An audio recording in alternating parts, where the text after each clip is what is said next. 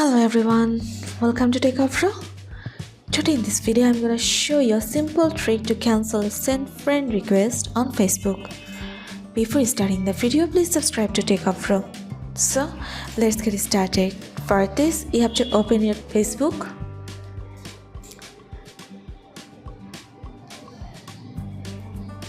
Now go to your friend list. Press on see all. Click on three dots. Press on view send request. Here is your send friend request. If you want to cancel anyone, then press on cancel option. That's it.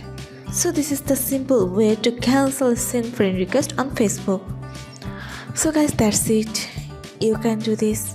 I think this video is very helpful to you. If it was, then give a thumbs up and hit the subscribe button. And thanks for watching.